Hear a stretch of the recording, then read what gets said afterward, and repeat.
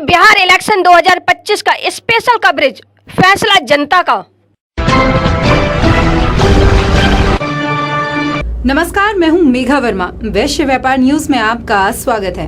चलिए रुक करते हैं दिन भर की कुछ खास खबरों का। भारत एक ऐसा देश जो दुनिया की सबसे तेजी से बढ़ती अर्थव्यवस्थाओं में शामिल है और जापान वो देश जिसने तकनीक, अनुशासन और विकास का नया स्तर गढ़ा है।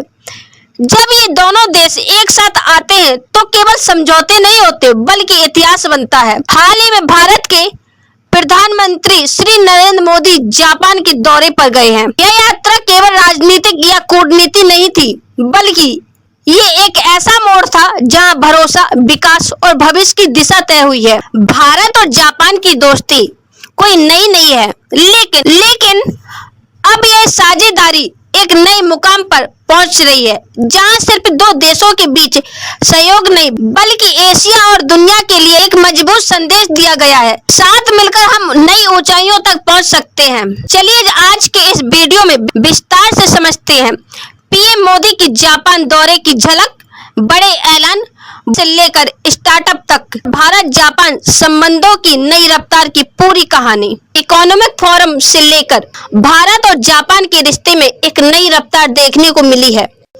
प्रधानमंत्री नरेंद्र मोदी का जापान दौरा सिर्फ एक कूटनीतिक यात्रा नहीं था बल्कि ये एक नई साझेदारी की शुरुआत थी, एक नया युग। भारत और जापान के संबंध हमेशा से विश्वास, सहयोग और मूल्यों पर टिके रहे हैं। इस दौरे ने उन संबंधों को और गहरा कर दिया।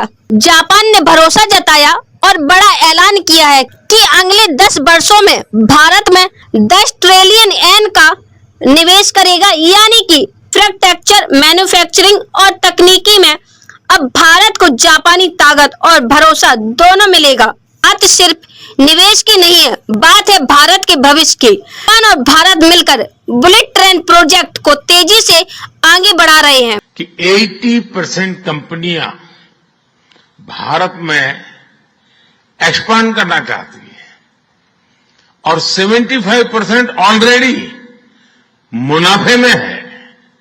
यानी in India capital does not just grow, it multiplies.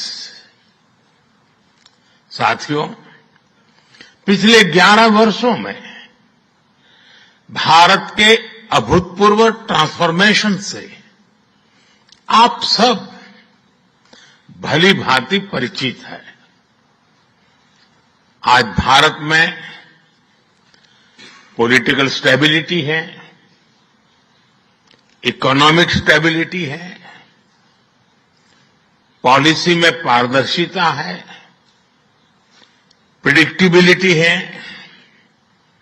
आज भारत विश्व की सबसे तेज ग्रो करने वाली मेजर इकोनॉमी है और बहुत जल्द विश्व की तीसरी सबसे बड़ी इकोनॉमी बनने जा रहा है। वैश्विक ग्रोथ में भारत 18% योगदान दे रहा है। भारत की कैपिटल मार्केट्स में अच्छे रिटर्न्स मिल रहे हैं।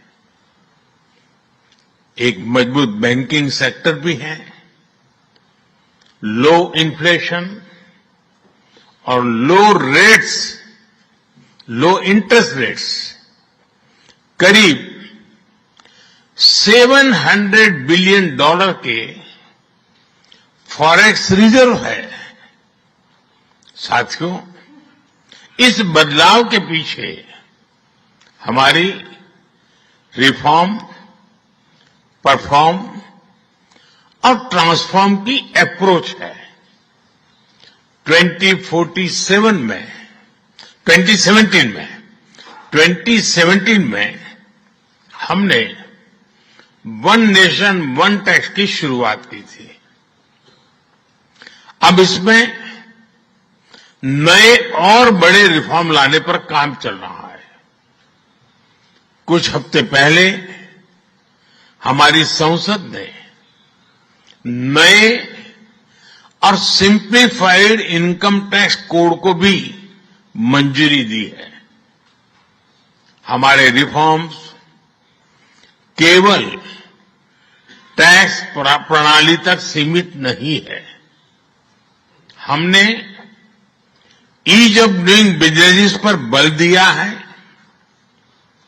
बिजनेस के लिए सिंगल डिजिटल विंडो अप्रूवल की व्यवस्था की है। हमने 45,000 कंप्लायंसेस रेशनलाइज किए हैं।